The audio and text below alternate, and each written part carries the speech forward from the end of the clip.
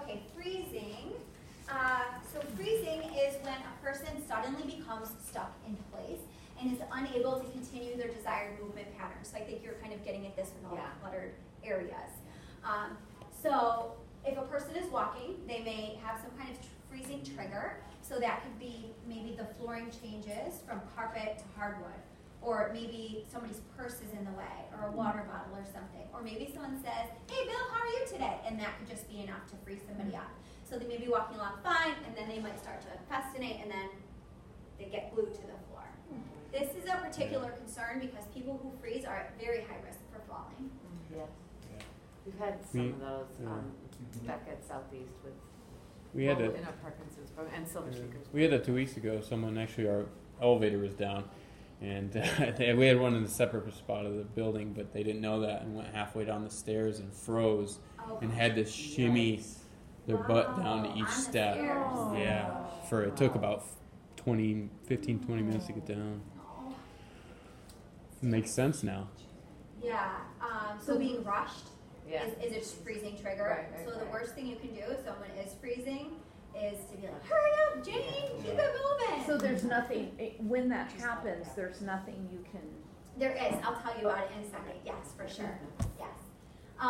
So I told you what the freezing triggers are. So position your bikes at the front of the room whenever possible. Have straight pathways, no obstacles in the way. And then don't have them try to overcome a freeze. Don't tell them to fight the freeze. You can do the 5S method, which is here.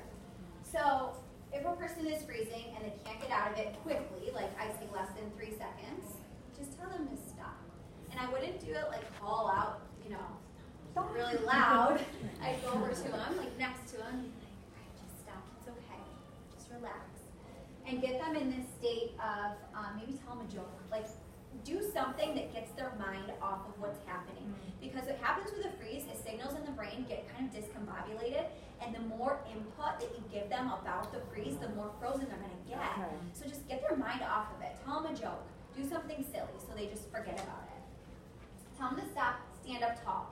So a lot of people who freeze are those people who festinate and take little tiny steps and are really forward flexed. So tell them to stand up tall. And then tell them to shake it off. So do a big sigh, like literally shake your hands, shift your weight. So another symptom of Parkinson's is a narrow base of support. So tell them, take a big step out and then shift your weight side to side. Exaggerate, again, be silly, dance with them, and then tell them to step big. And then most times, it'll get them out of the freeze. You can use the same technique if somebody is stuck in a seated position. So instead of shifting their weight side to side, you have them rock forward and back in a chair. Okay. Does that make sense? Do you want me to show you sense?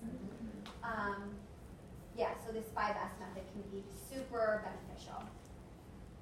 And people love it. I teach this to my patients all the time and give them like little handouts. And over time, they actually do this and self-regulate. So you could even print this out and give it to them. I was just going to say, can we get that email, because that might be a nice little handout for us to have.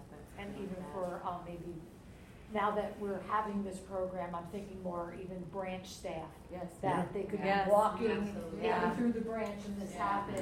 Yeah. So, yeah, if I could get that slide, Sure. send that slide to me, that would be great. Yeah. Yeah, because freezing is really challenging.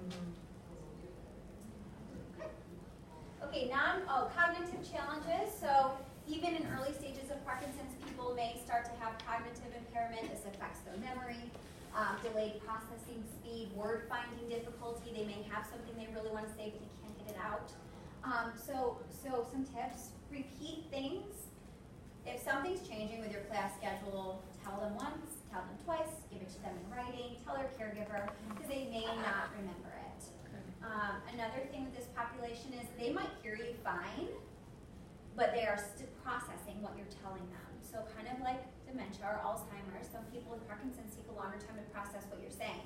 So if you're asking them like, hey, Joe, can you move your shoes?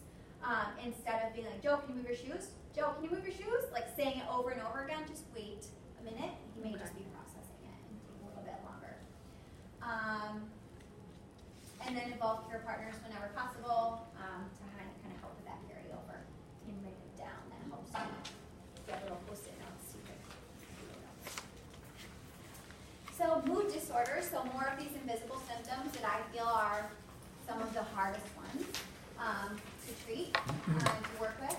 So anxiety, neurochemical changes with Parkinson's can cause anxiety in itself. Just what's going on with neurotransmitters can cause anxiety. And then, add on top of that, a life-altering progressive neurologic condition where they feel complete loss of control of their lives. They feel really anxious. So, again, I mentioned this before, it can be provoked by new situations or by feeling or being rushed. So give them lots of time to settle in, educate them about pedaling for Parkinson's. Like we've mentioned, it's a program. There is an ideal protocol, but it's just a guideline. You don't have to meet these parameters right away. Reassure them if they need rest breaks, shorter sessions, go to the bathroom. Just make them feel like it's a chill setting.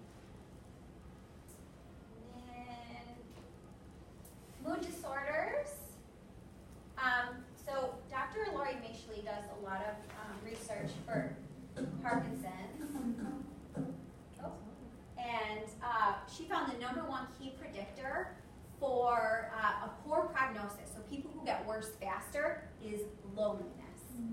So group classes are so important for combating loneliness and having a social group, people that they are similar to and are really counting on them to be in class.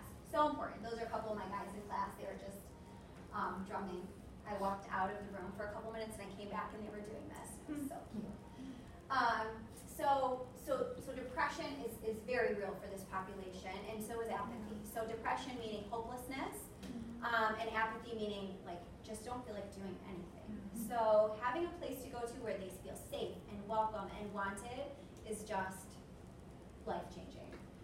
So yeah, just foster that community and a stronger together mentality. It goes a long way. So in summary, individuality, Parkinson's is a complex disorder. No two people are the same. No two people you meet will be the same. Everyone's so different. And your approach must be individualized for each person. Take into considerations what their symptoms are, what you see, and what they report to you when guiding and instructing them during class. And remind them, exercise is their medicine. Take their daily dose. Should be high intensity. Should be high energy. Be their dopamine and have lots of fun. And then again, community. Create a welcoming community. Low pressure environment.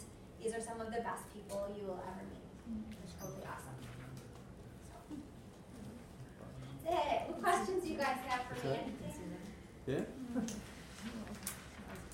I hope that was helpful, but not helpful. Fantastic. That was awesome. How did she drop to us? She was like, Seriously. this is great. And Ashley is also going to, we might try to do some like exercise in Parkinson's for the community to bring people in, and she'll do those talks, and then we can be there saying, you know, so if Mike and Lisa and Ryan, if you want to do something like that, you can go directly to Ashley to schedule that. Yeah, you can reach out. You can reach directly out to, to be able to schedule that, and we'll start from, be able to